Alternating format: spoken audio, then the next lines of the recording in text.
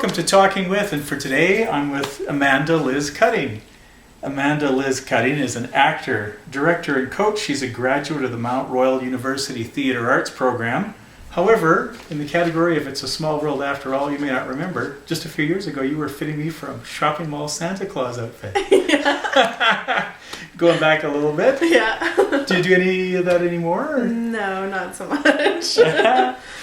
Old days. Yeah.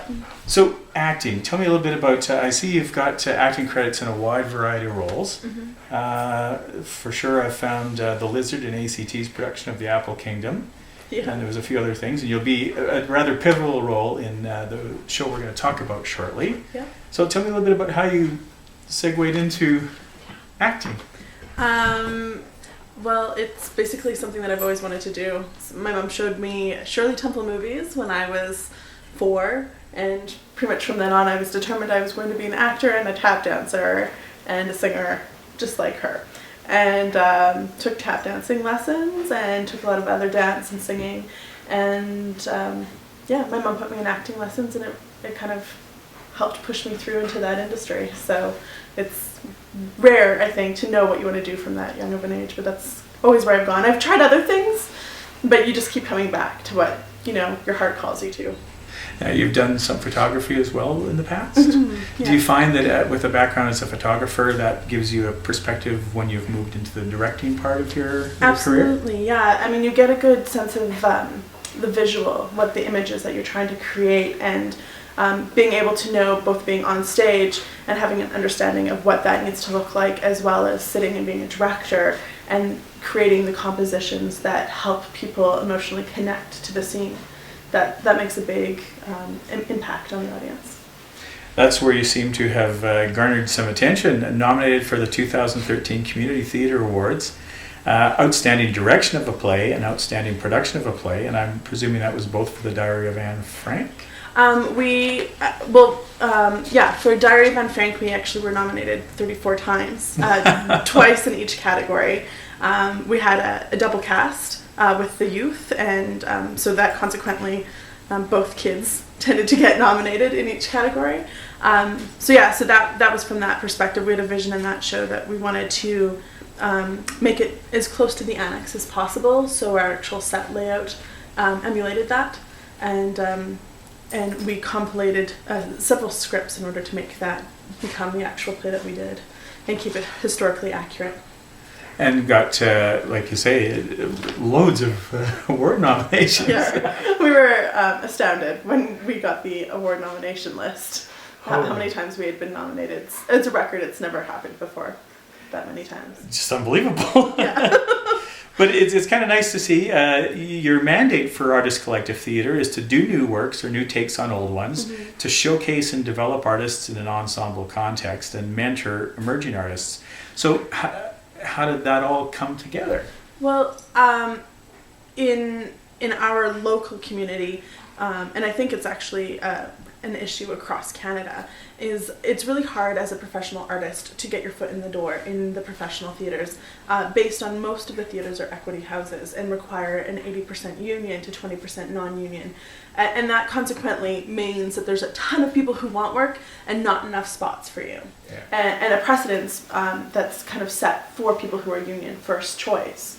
And out of that frustration and that lack of opportunity available for emerging artists, including myself at the time, we started the company, and it boomed faster than we could expect, and the interest and the support was huge because of the fact that we are the complete reverse of the traditional theatre. We're an 80% emerging artist to 20% professional artists, and the point of the professional artists is to mentor the emerging artists, to give them the opportunities, to give them the coaching, to be their friend and help them throughout the process, and consequently it makes them stronger performers. It's a very rewarding experience for everybody involved. And it provides the opportunity that's desperately lacking within our community. For audiences and actors. Absolutely, yeah, for audiences and actors and technicians. I mean, a lot of the time the technician side of things gets lost or neglected, right? They're the people behind the scenes, so they're the first people that a lot of audiences forget about, right? and they're crucial to the process. And so within our company, not only are the actors mentored, but the technicians are. We have a stage manager and an assistant stage manager. We have a lighting designer and a lighting technician, and the technician is getting mentored and works one-on-one with each other. And it also helps with connections. A lot of these people have gone from working in our company to working in other companies because of the connections they've built. I see too that you're taking some chances, and the one we're going to talk about right now coming up is what can you tell us about Fat Pig? It's a show with a very alarming title, and I think it was strategically chosen that way. In fact, our whole season this year has dealt with social issues of a variety of form. Our first show was bullying, our second show dealt with homeless people and elderly, and then Fat Pig is dealing with sort of like your middle-aged baby boomers, I guess. And it's an average guy who falls in love with a very voluptuous, heavy-set woman, and the societal expectations that come along with that, and the judgments as well, and whether or not it can be combated.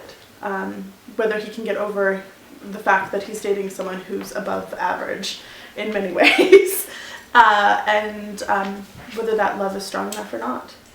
And the reaction could be anything. You never know how something that's a little bit edgy is going to go over with an audience. Absolutely. I mean, this play is written so well. The language is extremely natural. It's very, very funny. There's so much that it offers. A lot of people would think that it's just a drama all the way through, and in fact, it's a very human story about two people, and there's a ton of comedy within it. Some of it is humorous when you laugh at it and you're like, oh, you kind of feel bad about laughing about it because it's, inappropriate, but it's still funny within the context. And there's a lot of sweet, tender moments and some very heartbreaking moments as well. And so we like to fondly call it a dramedy, where it's drama and a comedy kind of mushed together. Well, I'm looking forward to seeing it and give a review once I've had a chance to have a view of it. So that runs at Epcor Centre's Motel Theatre, March 26th to April 5th. That's right. And I'm sure people can check you out online. Yeah, thank you. Amanda Liz Cutting, thank you so much. It was great chatting with you. Thank you.